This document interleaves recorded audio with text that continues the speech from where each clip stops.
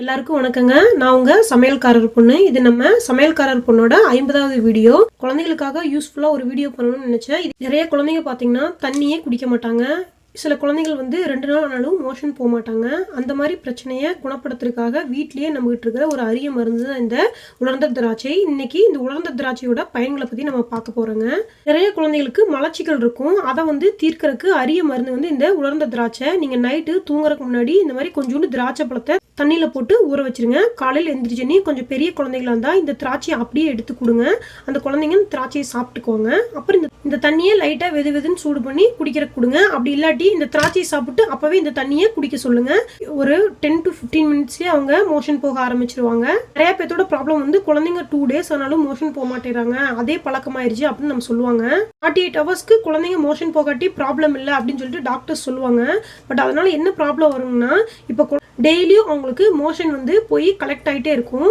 இந்த மாதிரி 2-3 நாள் தொடர்ந்து மோஷன் போகாத குழந்தைங்களுக்கு என்ன ஆகும்னா, அந்த மோஷன் போய் அங்கே கலெக்ட் ஆனாலும் 2-3 days ஆனாதான் அந்த குடல் டெய்லியும் கலெக்ட் ஆகி அந்த குடல் கொஞ்சம் விரிஞ்சிரும். அப்போ அது எப்போ ஃபில் ஆகுதோ அப்போதான் அவங்களுக்கு மோஷன் போகிற ஃபீலிங் வரும். அதனால அது கொஞ்சம் குழந்தைங்களுக்கு ப்ராப்ளம் தான் ஆகுங்க. அதனால டெய்லியும் குழந்தைங்களை மோஷன் போகிற மாதிரி பழக்கிடணும். அதுக்கு இந்த மாதிரி நீங்கள் ஒரு 10 days ஒரு 15 days தொடர்ந்து கொடுத்துட்டு வந்தீங்கன்னா அதுக்கப்புறம் உங்களுக்கு ரெகுலர் ஆயிரும். இந்த மலச்சிக்கல் தான் நோய் வருவதற்கு முன்னாடி அறிகுறி காட்டுங்க. அதனால இந்த மலச்சிக்கல் இல்லாமல் இருந்ததுன்னா 100 வருஷத்துக்கு ஆரோக்கியமாக இருக்கலாம்.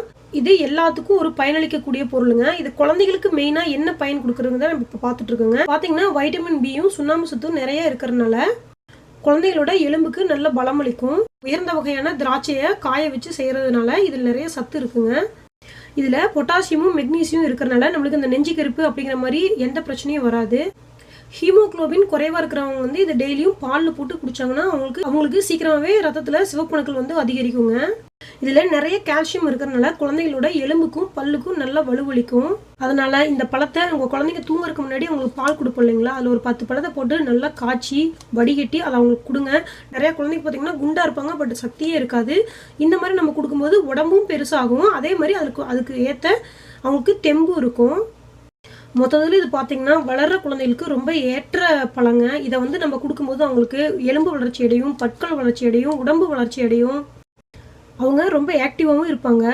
குழந்தைங்க விளையாடிட்டு இருக்கும்போது இது ஒரு 5-6 எடுத்து அவங்களுக்கு சாப்பிட்ற கொடுங்க. அவங்க கொஞ்சம் கொஞ்சமாக சாப்பிட்டு அந்த எச்சையை முழுங்கும் போது எலும்புகள் இருக்கிற மஜ்ஜைகளுக்கு நல்லா வலுப்பெறுங்க.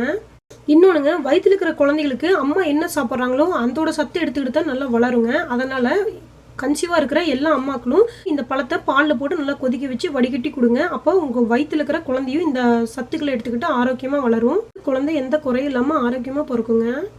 நிறைய அம்மாக்களுக்கு பீரியட்ஸ் டைமில் வயிறு வலிக்கிற மாதிரி இருக்கும். அப்போ இதை கொஞ்சம் தண்ணியில் போட்டு நல்லா காய்ச்சி வடிகட்டி கஷாயமாட்ட குடிச்சிங்கன்னா அந்த வயிற்று வலி பறந்தே போயிடும்.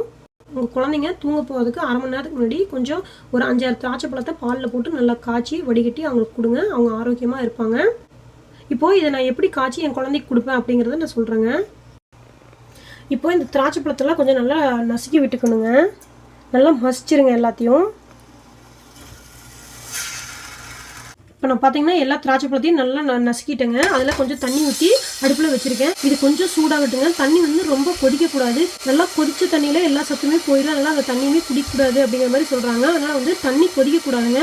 ஓரளவுக்கு மீடியம் ஹீட் ஆனோடனே இதை ஆஃப் பண்ணிவிட்டு கொஞ்சம் நேரம் அப்படியே வச்சிடலாங்க. அந்த திராட்சை பழத்தில் இருக்கிற எல்லா ஜூஸும் தண்ணிக்குள்ளே இறங்கிடும். அதுக்கப்புறம் வடித்து நீங்கள் குழந்தைக்கு கொடுத்துக்கலாம். அப்படி இல்லாட்டி அப்படியே வச்சுருங்க. எப்பப்போ வேணுமோ அப்பப்போ வடித்து கொடுத்துக்கலாங்க. தண்ணி நல்லா சூடாயிருச்சுங்க. இந்த ஸ்டேஜில் அடுப்பு ஆஃப் பண்ணிடலாம். இதுக்கு மேலே விட்டாங்கன்னா தண்ணி கொதிக்க ஆரம்பிச்சிடும். அதனால் இந்த ஸ்டேஜ் தாங்க கரெக்டு. இப்போ அந்த தண்ணியை வடித்து வச்சுட்டுங்க. இதை உங்கள் குழந்தைங்களுக்கு எப்போல்லாம் அவங்க தண்ணி கேட்குறாங்களோ அப்போ இதை கொடுங்க. நம்ம குழந்தைங்களோட வளர்ச்சிக்கு தேவையான மருந்து நம்ம வீட்லேயே இருக்குது. இந்த திராட்சை தான். இனிமேல் இதை மறந்துடாதீங்க. இதே மாதிரி உங்கள் குழந்தைங்களுக்கு செஞ்சு கொடுங்க. அவங்க உடலும் வளர்ச்சி அடையும், ரொம்ப ஆரோக்கியமாக இருப்பாங்க, ரொம்ப ஆக்டிவாக இருப்பாங்க, மோஷனும் டெய்லியும் போயிடுவாங்க. இதை நீங்களும் உங்கள் வீட்டில் செஞ்சு பாருங்கள். அதோட ரிசல்ட் எப்படி இருக்குன்னு சொல்லிட்டு உங்கள் கமெண்ட்ஸை எனக்கு போஸ்ட் பண்ணுங்கள். இந்த வீடியோ உங்களுக்கு பிடிச்சிருந்தா லைக் பண்ணுங்கள், கமெண்ட் பண்ணுங்கள், மறக்காமல் சப்ஸ்கிரைப் பண்ணுங்கள். தேங்க்யூ.